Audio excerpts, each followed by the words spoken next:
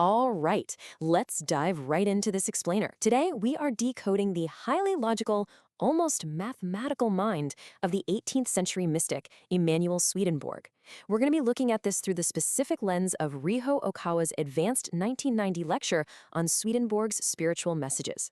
We're going to uncover a truly staggering vision of the afterlife. But even more importantly, we're going to extract a crucial historical lesson about exactly what happens when a brilliant mind tries to spread a radical truth without building a structured movement. So here's our agenda for today. We're going to cover the logical mystic, mechanics of the soul, the rebirth agency, the price of genius, and finally, building a spiritual organization. Let's get into it. Okay, part one, the logical mystic. You know, when most of us picture a traditional medium, we're probably thinking of a spooky, muddy, candlelit cavern, right? Just this chaotic, emotional energy. But Swedenborg? Totally different vibe. Being in his spiritual presence was described as sitting on a bright, sunlit, glass-walled cafe terrace. He was refined, Western. He brought the razor-sharp logical intellect of a scientist directly into the afterlife. To really grasp how wild this was, we gotta look at the intellectual heavyweights of his time. Post-17th century, human thought basically splintered into three camps. You've got Isaac Newton, literally defining physical laws and scientific convenience. Then Immanuel Kant, diving deep into the human mind, but completely dodging the spiritual realm. And then there's Swedenborg. He wasn't just some fringe mystic. He was a giant of modern thought who stood right alongside Newton and Kant. He just took all that intense, specialized logic and pointed it straight at spiritual phenomena. Moving on to part two, mechanics of the soul. Now, because of that hyperlogical mind, Swedenborg actually deconstructed the literal anatomy of a soul. We're not talking about floating white ghosts here. Get this, when you cross over, your absolute first mandatory class in the spirit world is realizing you aren't physical anymore. And how do the instructors prove this? They literally split your spiritual body in two. You just stand there watching your consciousness divide into two identical bodies staring right back at each other. Crazy, right? For an average soul, it takes about 3 Earth years to really process that without totally panicking. But advanced souls, they wrap their heads around it in under a year. And once you actually grasp that you aren't just one solid physical thing, you get introduced to a crucial concept, the number 6. This single number represents the exact structure of your true spiritual family. It's called the soul sibling system. See, you aren't just out there flying solo. You're part of a 6-member squad, 1 core soul and 5 branch souls. And this team operates on a colossal 2,000-year master plan. You actually take turns. So while one of you is down here on Earth living as a modern office worker or a medieval samurai, the other 5 are up in the spirit world. And you share everything. All the joy, all the trauma, the life lessons, it's all pooled together. Here's the most amazing part though. If one sibling makes a mistake and falls into hell, the rest of the group doesn't just abandon them. No way. They actually rework their cosmic schedules. One sibling might literally say, okay, I'll take a super tough incarnation next time, just to generate enough spiritual energy to pull them out. It's this beautiful, ultimate support system. Which brings us to part 3, the rebirth agency. Now, if you thought the sibling system was organized, wait until you hear about the bureaucracy of reincarnation. Swedenborg didn't see souls just aimlessly floating around playing harps on clouds. He saw a massive, hyper-efficient operation in the 6th dimension called the rebirth agency. Think of it like the ultimate celestial municipal office. They track your past lives and calculate your future incarnations using systems so advanced, they're basically spiritual supercomputers.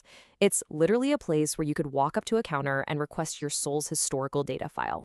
And the actual process to get reborn? Nothing is left to chance. First, the agency drafts a detailed 200-year plan for you, nailing down your future parents, your sibling dynamics, and the exact career that will maximize your soul's growth. Then you've got strict progress reviews at the 50 and 100-year marks. Once everything's approved, you are sent to this massive orientation facility. In the lecture, it's playfully compared to the Tokyo Dome. You spend 3 months there getting prepped for physical reality, and your spiritual body literally shrinks down into a cocoon state right before entering the predetermined womb. It's a whole production. The level of administrative detail here is absolutely mind-blowing. Even your birth region and gender, they're mathematically calculated based on how your soul group has historically performed. Earth's regions are actually ranked A, B, C, and so on.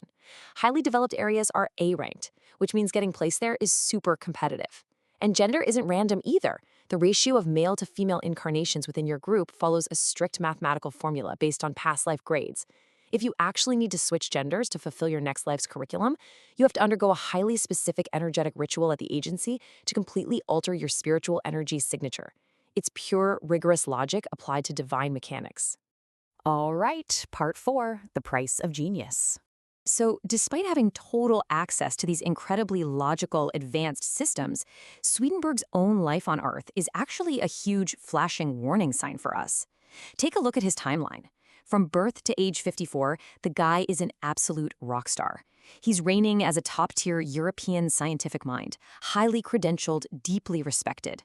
Then, bam, age 55, his spiritual awakening hits. He starts writing these massive detailed accounts of the spirit world. You'd think his flawless scientific reputation would protect him, right? Actually, scratch that. By the time he was 80, this brilliant, world-renowned genius was facing severe persecution and was forced into exile. So what went wrong? His downfall wasn't a lack of intelligence, and it definitely wasn't a lack of truth. It was a lack of structure. He relied entirely on his individual genius. Because he was so uniquely talented, he just didn't do the groundwork. He didn't build an organization, he didn't train a core group of followers, and he didn't create a protective shield for his movement. He stood totally alone. And when you stand alone with radical truth, you become a very easy target for society to attack. This leads us right into our final section, building a spiritual organization. Swedenborg's tragedy brings us to the ultimate practical takeaway of this entire explainer. If you want to survive and actually spread profound spiritual truths in the modern world, you absolutely must be organized. The lecture specifically points out that modern seekers need to be what it calls two-sword wielders, meaning you have to be highly competent in spiritual matters, yes, but you simultaneously have to crush it in everyday worldly society. You need to be deeply trusted at your workplace and highly capable in the real world. Because if you just retreat into being some weird spiritual group, society will instantly marginalize you. You need both swords to survive. And look, if an organization is really going to scale, say jumping from 50,000 people to 1 million, it simply cannot rely on a lone genius. It requires 3 very distinct, hyper-competent archetypes working in total synergy. First, you need the hero, the action-oriented person with immense vitality and fearless energy to drive expansion. Second, the administrator, the sharp intellect who ensures all the real-world, day-to-day operations run flawlessly. And third, the strategist, the wise planner, the staff officer who designs those brilliant, unexpected pathways for the future. Take any one of these out, and the whole movement stalls. So as we look back at the highly systematized afterlife that Swedenborg revealed to us, and we remember the tragic price he paid for trying to carry that immense truth all by himself, the lesson here is intensely practical. Expanding any profound movement requires deeply capable people stepping up and filling structured roles. So I'll leave you with this one final thought. When it comes to building something that truly lasts, which of these 3 roles are you going to step up and play? Welcome back to The Explainer. So today we're diving into a genuinely fascinating concept, and it comes straight from a 1990 lecture by Ryuho Okawa. Now this is a completely different, incredibly structured take on what actually happens after we pass away. We're not talking about pearly gates or harp music or just fading to black. No, this source material frames the afterlife as a totally immersive educational journey. Think about it for a second. What if the very first thing you do after death is literally go back to school? Just imagine arriving in the spiritual realm, and instead of facing some intimidating judge who's ready to weigh all your earthly sins, you're actually greeted by an angelic figure. And this figure, they're basically acting as your academic advisor and teacher, holding a metaphorical syllabus. And according to the lecture we're looking at today, you're going to be in class for quite a while. We're talking 3 Earth years, to be exact. That's the amount of time the average person spends in this compulsory education period. So, what's the core focus of this mandatory curriculum? Well, it's called the ontology and activity morphology of the soul, which is really just a fancy way of saying it's a deep dive into learning exactly what a soul is and how it really functions. Here is our syllabus for today's explainer. Arrival in the 6th dimension. Subject 1, soul splitting. Subject 2, soul siblings, a field trip to hell, and finally, the life review screen. Let's get right into it. All right, Module 1, Arrival in the 6th Dimension, the orientation phase. Right after passing away, the newly arrived soul typically enters the upper levels of the sixth dimension. And here, you're greeted by angelic guides and immediately assigned to this mandatory orientation. Now, you might be wondering, why is it mandatory? Well, even though you quickly realize you've lost your physical body, your human mind is still entirely intact. The source explains that these newly arrived souls show a heavy, stubborn resistance to the logic of the spiritual world. They're still thinking like humans, totally bound by physical laws, so they absolutely need immediate, hands-on lessons to break through those earthly illusions. Moving right along to Module 2, Subject 1, Soul Splitting. It's a bizarre first lesson that honestly terrifies a lot of new students. Okay, so in this incredibly wild lesson, the teacher tells the student they need to split their spiritual body in two. And naturally, the student absolutely panics, thinking, wait, no way, if you cut me in half, I'm gonna die. So, to calm them down, step 1, the guide summons a senior spirit who has already mastered this. Step 2, that senior spirit perfectly divides in two right in front of their eyes, creating two identical, fully conscious versions of themselves. Pretty crazy, right? Finally, step 3, the student actually attempts it. They experience dividing and have to accept that both forms are entirely equally them. It's this shocking, practical exam designed to prove that a soul can literally be in two places at once. Which leads us straight into Module 3, Subject 2, Soul Siblings, where we explore our interconnected past lives. So, once the student finally accepts that their spiritual body isn't bound by physical limitations, the curriculum expands. It reveals the soul's deep, interconnected past. The concept here is soul siblings. This is a single spiritual group made up of a main body and its branches from various past lives. And together, all of these make up the complete you. The source outlines that your current identity, the you who just arrived from Earth, well, that's just one single branch. The lecture actually compares it to a single hand attached to a much larger, ancient spiritual body. You aren't just an isolated individual. You're part of a vast network of interconnected past lives, sharing this massive collective spiritual history. But, what happens if a student just can't grasp these abstract, metaphysical lessons? That brings us to Module 4, a field trip to hell to observe cause and effect. That's right, a field trip. The destination? The Hell Realm Observation Lab. Guided by their higher spirit teacher, the student travels down to the lower realms. And down there, they observe spirits running around. But not as humans. They've been transformed into animals. The main example given in the lecture is seeing a pig running around in the mud. And of course, the student naturally assumes it's just a regular animal that somehow ended up down in the underworld. But then, the teacher points at the animal and tells the student, look closely at its face. You will slowly see the face of a human. The source material describes how the student stares intensely at the pig, and suddenly, the features actually begin to shift. It's a chilling realization, honestly. That animal isn't a pig at all. It's a former human being, trapped in a mutated spiritual form. And that horrifying realization kicks off Module 5, the Life Review Screen, seeing the unhidden truth. Because naturally, the shocked student asks, how on earth does a human become a pig? Well, in the physical realm on Earth, you can totally hide your true nature, right? But in the afterlife, your inner mindset, things like extreme greed and a complete lack of shame, instantly and literally becomes your physical appearance, taking the form of a pig. The inner completely dictates the outer. Up there are absolutely zero secrets. To prove this cause and effect to the student, the guide projects a video screen right there in the spiritual realm. It shows a roughly 3-minute highlight reel of that soul's past earthly actions, and it proves this undeniable link between character and spiritual mutation. For instance, if someone engaged in repeated shoplifting without any remorse, that stems from an inner mindset of extreme greed and self-centeredness, and the result? The spiritual manifestation of a pig. Or consider someone who is constantly attacking and insulting others. That shows a combative, uncaring mindset, right? Their spiritual manifestation? Literally growing horns straight from their head. It's pure, inescapable cause and effect played out visually so the student can truly understand it.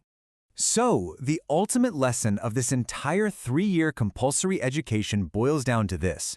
Your soul's form is the physical manifestation of your unhidden truth. This really rigorous syllabus strips away all those earthly illusions. It forces the newly arrived soul to objectively understand its own pure, unvarnished nature exactly as it is.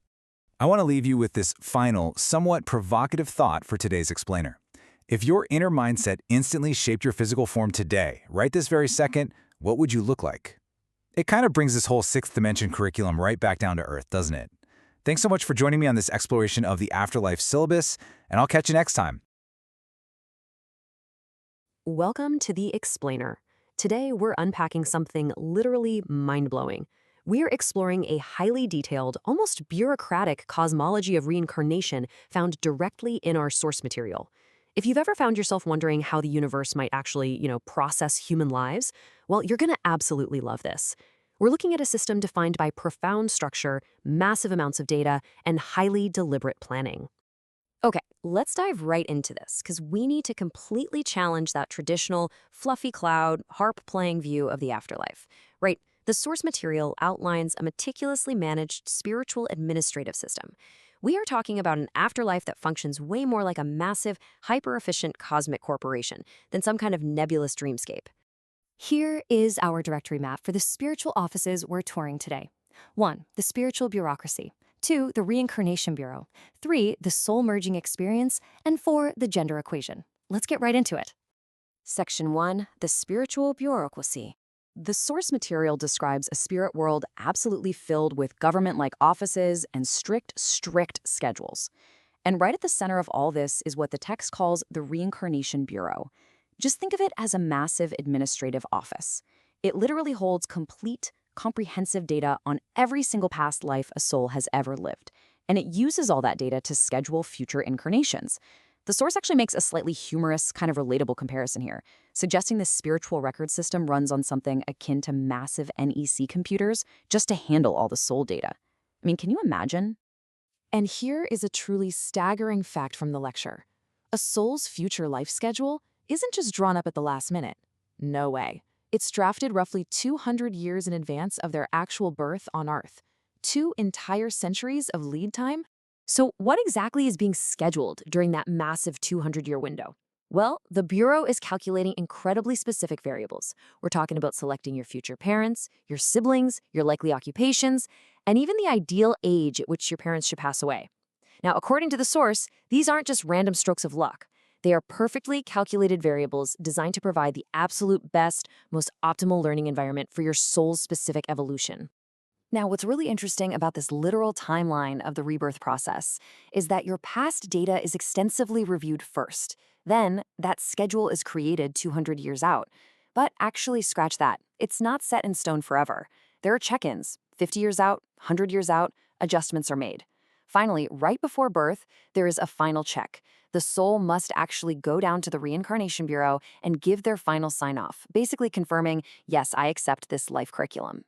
But wait, once you sign off, you don't just instantly wake up as a baby. The source describes a pre-birth orientation. Souls gather in a massive spiritual base, and the lecture explicitly compares it to a giant stadium like the Tokyo Dome or the Big Egg. So here, for about 2 to 3 months, souls undergo an educational guidance period. They're shown these video-like presentations about the current state of the physical world they're about to enter, just so they are fully prepped and ready to hit the ground running.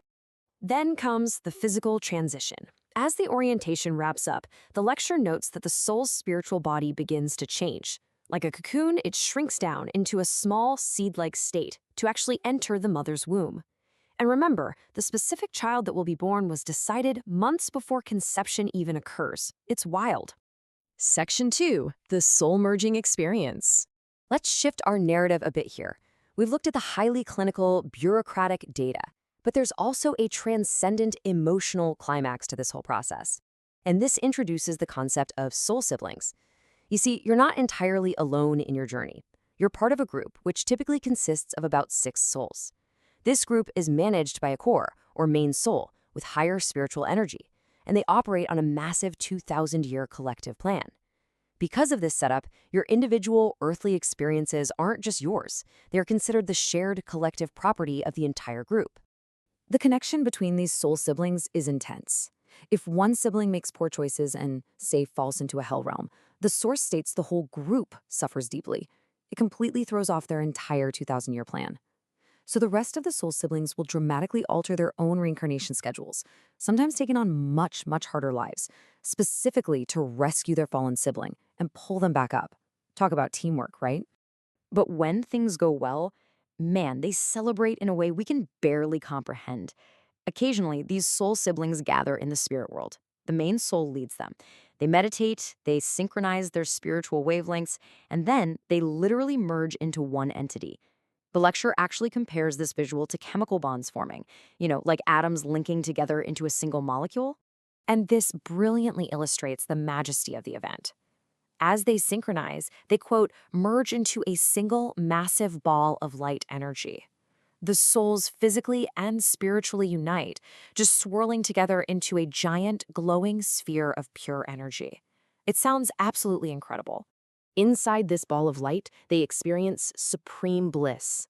It's the emotional weight of sharing the collective joy of every past life all at once. Every single triumph, every joy any of the six have ever experienced is shared in a state of absolute ecstasy before they eventually separate back into individual souls to continue their work. Section 3. The Gender Equation. Now let's transition back to the highly technical side of this cosmology, because you might be wondering, how does a massive bureaucracy determine something as fundamental as gender for your next life? Well, according to the text, it is definitely not random. It's determined by a complex, highly guarded spiritual equation. Let's unpack the variables of this equation, shall we? The spirit world actually ranks geographical regions. For instance, noting that a place like Japan is an A-rank area, meaning it's highly competitive and incredibly difficult to secure a reincarnation spot there. So the equation takes this region rank, multiplies it by the era maturity, which is the specific developmental stage of civilization at that time, and combines it with the soul score, which is the historical track record of your soul sibling group. It is literally math. Now, usually, a soul maintains the same gender across lives. But why might they switch? Well, the main soul has to constantly strategize.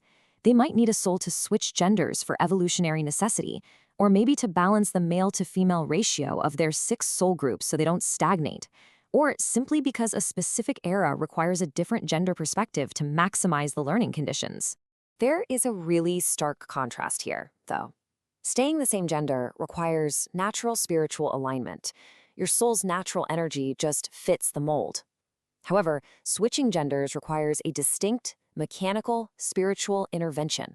So, the crucial point is that switching isn't just a simple mindset shift. The Reincarnation Bureau actually conducts an energy infusion ceremony. Actual officials step in to perform a special spiritual rite to infuse the soul with the specific, different male or female energy required for their next incarnation. It is a literal energy transfer process. So, to summarize what we've explored today, the source material paints a vivid picture of an afterlife defined by profound structure, massive data processing, and highly deliberate planning. It's a system where every life is a meticulously managed 200-year curriculum designed for ultimate collective spiritual evolution. It completely removes the concept of randomness from our earthly existence. It's just an incredibly structured view of the cosmos. So I leave you with this provocative thought to ponder. If every challenge, every relationship, and every hurdle in your current life was meticulously scheduled 200 years ago as the absolute perfect curriculum for your soul's growth, how does that change the way you view your daily struggles today? Thank you so much for joining me on this explainer. Keep learning, and I will catch you next time. Welcome back to The Explainer. Today, we are unpacking something absolutely fascinating.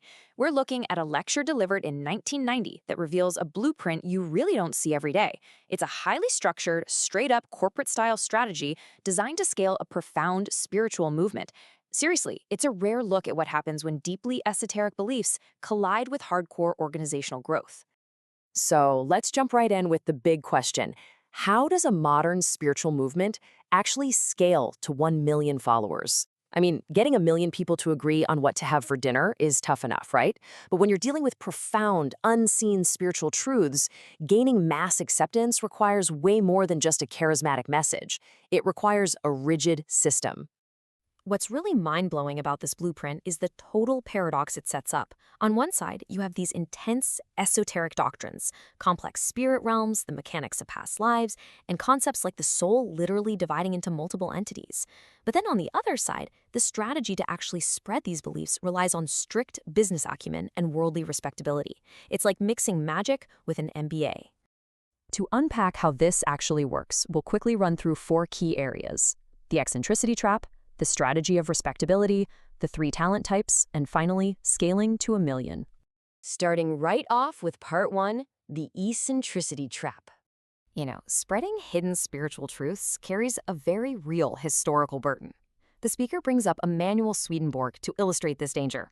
Now, Swedenborg was an 18th century intellectual giant, a brilliant scientist with over 55 years of undeniable worldly achievements. But when he shifted his focus in his later years to spreading teachings about the spiritual world, all that secular street cred just vanished. It couldn't save him. He faced severe persecution and ultimately had to flee his own country. And that right there brilliantly illustrates the historical trap. The lecture points out that relying purely on mystical talents or individual genius, even if you are a literal historic genius, basically invites societal rejection. Without a protective, grounded organization backing them up, the spiritual pioneer inevitably faces total isolation. Society just dismisses them as eccentric or weird, and, well, the message dies. Which brings us to part 2, the strategy of respectability. So how do you avoid Swedenborg's fate? The organization demands that its believers adapt using what they call the two-sword style. Think of a samurai wielding 2 blades simultaneously. In this context, it means followers must excel equally in 2 totally distinct arenas. They need a deep, esoteric spiritual understanding, and at the exact same time, they have to achieve outstanding worldly professional success in their everyday careers. You absolutely cannot hide in a monastery. You've got to be out there killing it in the corporate world too. The core directive here is literally be respectable in this world. The speaker heavily emphasizes that followers of these truths must never be perceived as bizarre by their peers. Instead, they need to be highly capable, trustworthy professionals. Think about it. If a top-tier engineer, a bank manager, or a wildly successful entrepreneur holds these spiritual beliefs, society is far more likely to legitimize the message. Worldly success literally becomes the shield that protects the spiritual doctrine. Moving on to part 3, the 3 essential talent types. To actually execute this strategy of respectability on a massive scale, the organization urgently needs 3 specific operational archetypes. First up is the heroic type. We're talking fearless individuals with just insane vitality and an unstoppable drive. They are the frontline energy, breaking new ground. It kind of makes you ask yourself if you've got that sort of fearless momentum in your own professional life, doesn't it? Every fast-growing organization needs these drivers. Then you have the practical type. This is where that corporate DNA really shows up. These are your sharp, clear-headed pros who absolutely excel in real-world business execution. They handle the administration, the logistics, the day-to-day operations. It highlights this surprising yet absolute demand for standard corporate acumen just to keep a mystical framework operating smoothly in the real world. And the third is the staff officer, sometimes called the wise type. These are the master strategists, the deep thinkers, and the planners. They're the ones devising the brilliant tactics and forging new paths for expansion. It proves that the movement relies on intense, almost military-level planning to navigate modern society and make sure the message actually reaches the masses. Finally, part 4, scaling the movement. So those 3 talent types aren't just for show. They are the engine for some massive math-driven growth goals. The lecture impartially lays out some seriously aggressive targets. At the time, they were at about 50,000 members. The immediate near-term goal, double that to 100,000. But the ultimate explicitly stated endgame was to scale to a staggering 1,000,000 members. I mean, that is pure corporate-level ambition embedded right at the heart of a spiritual organization. But you don't just wish your way to 1,000,000 members. They calculated a strict operational requirement. They needed exactly 1,000 top-tier instructors. And here's the kicker. Every single one of those 1,000 leaders must flawlessly embody that two-sword style. They have to be those respectful, highly capable professionals who can teach profound spiritual truths without alienating modern society. As we wrap up this explainer, I want to leave you with a thought to ponder. We usually treat mysticism and modern corporate strategy like oil and water. But looking at this blueprint, you really have to ask, are worldly success and spiritual truth truly opposing forces? Or, in our modern age, is high-level worldly respectability actually a prerequisite to legitimize and scale profound beliefs? It's a wildly fascinating intersection of modern capitalism, societal perception, and the enduring human search for meaning. Thanks for hanging out with me for this one.